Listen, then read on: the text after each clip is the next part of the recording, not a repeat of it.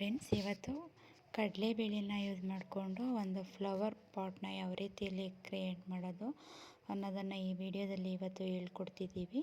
ಈ ವಿಡಿಯೋನ ಕಂಪ್ಲೀಟಾಗಿ ನೋಡಿ, ಇಷ್ಟ ಆದರೆ ಲೈಕ್ ಮಾಡಿ, ಶೇರ್ ಮಾಡಿ, ಸಬ್ಸ್ಕ್ರೈಬ್ ಮಾಡಿ. ಫಸ್ಟು ಕಲರ್ ಶೀಟ್ನ ತೊಗೊಂಡಿದ್ದೀವಿ. ಇದಕ್ಕೆ ಬೇಕಾಗಿರುವಂಥ ಮೆಟೀರಿಯಲು ಕಲರ್ ಶೀಟು, ಗ್ಲೂ, ಕಡಲೆಬೇಳೆ, ಕಲರ್ ಪೇಂಟು ಮತ್ತು ಸ್ಕೇಲು. ಇದನ್ನು ತಗೊಂಡು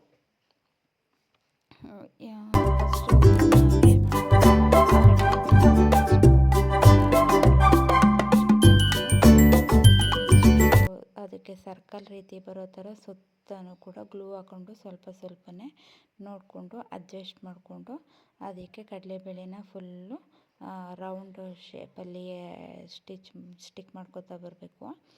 ಅದು ಸ್ಟಿಕ್ ಮಾಡ್ಕೊತಾ ಬಂದರೆ ಫ್ಲವರ್ ರೀತಿ ಕಾಣುತ್ತೆ. ಅದು ಫ್ಲವರ್ ರೀತಿ ಆದಮೇಲೆ ಈ ರೀತಿಯಾದಂಥ ಫ್ಲವರ್ಗಳನ್ನ ನೀವು ಒಂದು 6 ಮಾಡ್ಕೋಬೇಕಾಗುತ್ತೆ. ಗ್ಯಾಪ್ ನೋಡಿ ಸೆಟ್ ಮಾಡಿಕೊಂಡು ಯಾವ್ಯಾವ ಪ್ಲೇಸ್ಗೆ ಬಂದರೆ ಅದು ನೀಟಾಗಿ ಕಾಣುತ್ತೆ, ಫ್ಲವರು ಪ್ಲಾಂಟ್ ಥರ ಕಾಣಿಸುತ್ತೆ ಅನ್ನೋದನ್ನು ಒಂದು ಅಂದಾಜು ಮೇಲೆ ಗೆಸ್ ಮಾಡಿಕೊಂಡು ಸ್ಟಿಕ್ ಮಾಡ್ಕೊಳ್ಳಿ.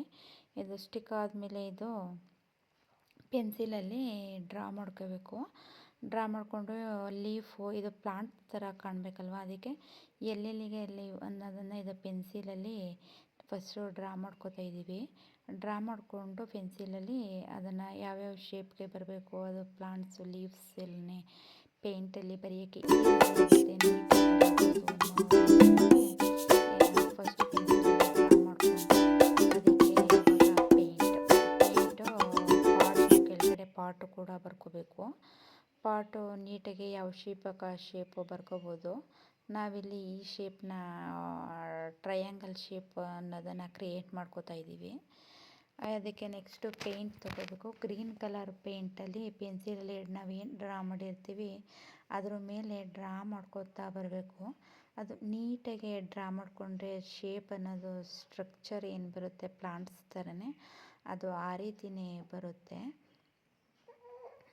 ಬಂದಮೇಲೆ ಇದನ್ನು ಈ ರೀತಿ ಡ್ರಾ ಮಾಡಿಕೊಂಡು ಇದಕ್ಕೆ ಲೀವ್ಸ್ನೂ ಕೂಡ ಬರ್ಕೋಬೇಕು. ಹಾಗೆ ಲೀಫ್ ಕೂಡ ಬರ್ಕೊಂಡಾದ್ಮೇಲೆ ಆಗಿಬಿಡುತ್ತೆ ಅದು ಕಡಲೆಬೇಳೆದು ಅಂದ್ಬಿಟ್ಟು ಪಿಂಕ್ ಕಲರ್ನ ಬಿಟ್ಟಿವಿ. ಹಿಂಗೆ ಪಿಂಕ್ ಕಲರ್ನ ಅಪ್ಲೈ ಮಾಡಿಕೊಂಡು ಪಾಟ್ಗೂ ಕೂಡ ಕಲರ್ನ ಅಪ್ಲೈ ಮಾಡ್ಕೊಂಡಿದ್ದೀವಿ.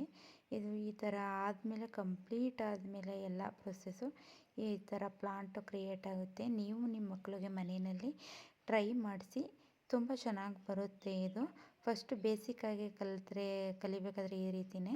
ಧನ್ಯವಾದಗಳು.